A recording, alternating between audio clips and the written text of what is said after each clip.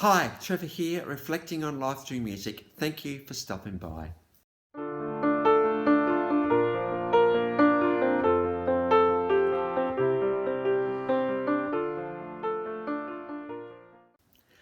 Well, I trust you enjoyed my last video on Art Garfunkel and through his #1 hit, Bright Eyes, from the movie Watership Down, which was all about a bunch of rabbits learning about life.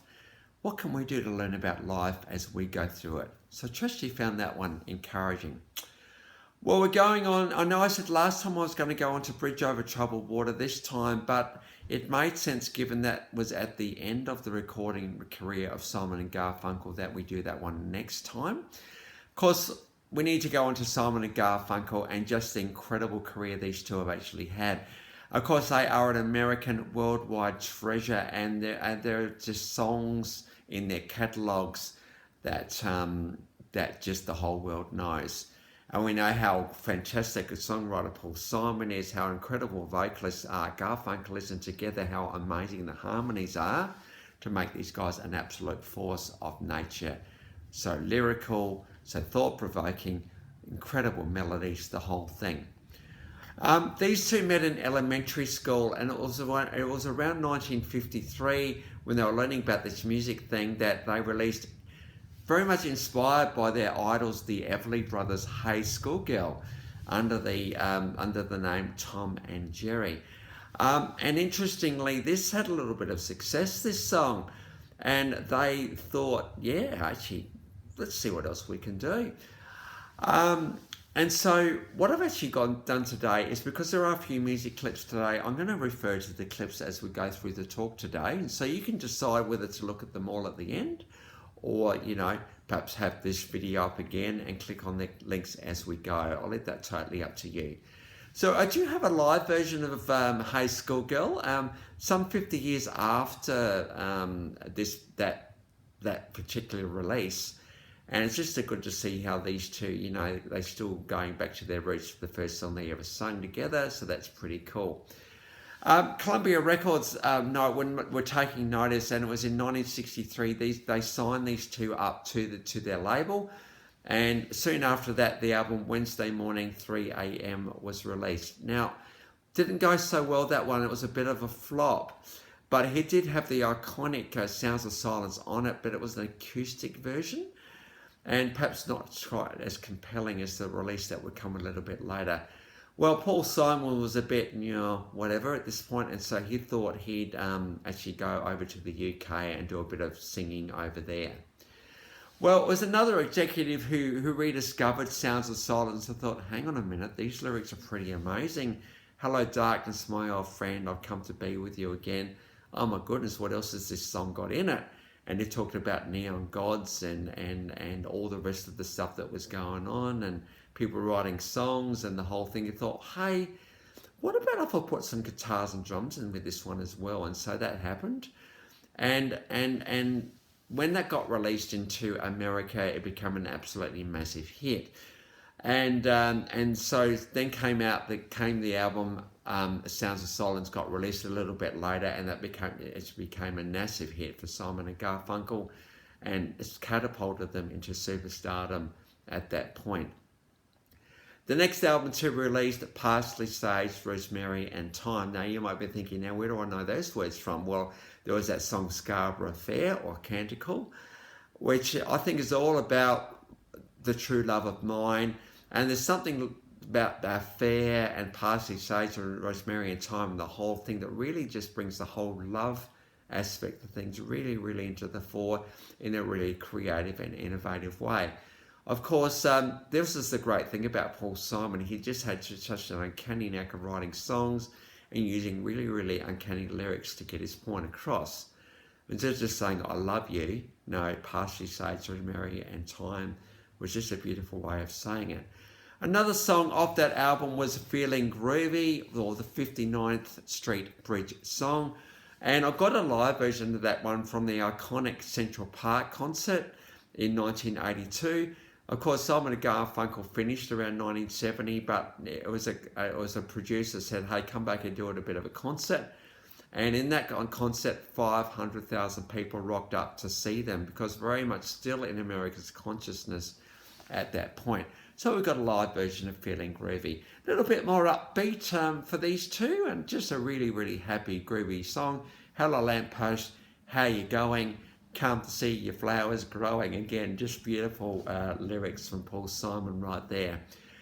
1967, out came the song, the movie The Graduate, and they brought out the song Mrs. Robinson. The Graduate had Dustin Hoffman in it. It was a bit of a spicy movie at the time it got released, and very much all about graduates learning about life. And so Mrs. Robinson was a pretty cool song, you know, beautiful lyrics again about we've got you on our file, and shortcakes and the whole thing. It was a pretty amazing song, that one, perfect for the movie The Graduate. And it also got put on their album Bookends from 1968, and got to #1 in the Billboard charts. A pretty successful song for Simon and Garfunkel. I've got a live version of that one for you, again from the concert in Central Park. So there'd been 4 albums. We had it all started with the Hey Schoolgirl, Tom and Jerry. Then the 4 albums came out: Wednesday Morning 3 a.m., Sounds of Silence, Parsley, Sage, Rosemary and Thyme, and then Bookends in 1968. Now, because these two were probably the biggest musical duo going around at this particular time, these guys had a bit of a love-hate relationship with each other, and it wasn't long before the fame and everything else was starting to make the relationship deteriorate. Now, I'm not going to go on to the final 5th album. I'm going to leave that one till tomorrow because it's got one of the best songs ever written on it. These guys broke up in 1970. But I tend to more focus on the triumphantness and the absolute brilliant creativity of these two. Again, Paul Simon with his incredible guitar playing, his incredible songwriting, Art Garfunkel's just effortless vocals, and we put these two together, you've got an absolute magic happening on stage and on vinyl. But after 1970, a few significant things happened. We had this iconic concert in Central Park I've already talked about, for 500,000 people. If you want to have memory of Simon and Garfunkel, that's the concert you go to. In 1990, these two were inducted into the Rock and Roll Hall of Fame, which is pretty exciting and very well deserved. And it was because of that that an international tour happened in 1993. It was pretty amazing to actually see these two back on stage, and of course that was just sell out whenever it went. In 2003, they received a Lifetime Achievement Award from the Grammy Awards, and then also led to another tour in 2003. And so, 10 years apart, they actually went back on tour again. And then, as I've already talked about, that Sounds of Silence performance in 2009 at the 25th anniversary of the Rock and Roll Hall of Fame. They actually did perform Sounds of Silence. And they also performed The Boxer, another one of the big massive hits, and I've got a live version of that one there for you as well.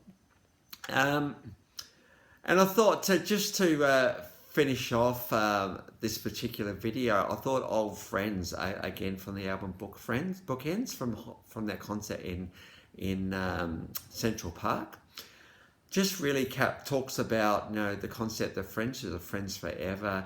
Even though things can get a bit strained at time, they had a really good time to being together. Even though things were strained and stretched, they wouldn't replace it for anything. This is what human beings can be like at times. And so the clips to all of those songs, I can't remember what some of them are, but they're all down there for you to have a look through. So just click through them and have a look at Simon and Garfunkel, some of the most iconic songs and some of the most iconic performances of those songs, just for you to have a check out. They're all live, which is pretty cool. And so very much Simon and Garfunkel, massive influence in the world. Of course, while the Beatles were doing their thing in the UK and in the US, Simon and Garfunkel were doing their thing in the US. And interesting, these two iconic acts kind of finished up at the same time. And it's interestingly that, this is what happens sometimes. But given they're only around for about 7 years, these guys made an absolutely massive mark on the world, and were able to really influence it to a very big extent indeed. So it's good to be able to give these guys a bit of a go today. So the links to all those songs are in the description below.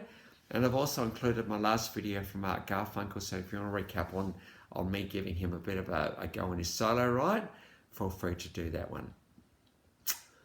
Well, that's it for today. Next time we're going to go on to one of the best songs of all time, Bridge Over Troubled Water. It does not get much bigger and more poignant and more everlasting than this song, so that's where we're heading next time. So until then, I'll catch you around. Bye for now.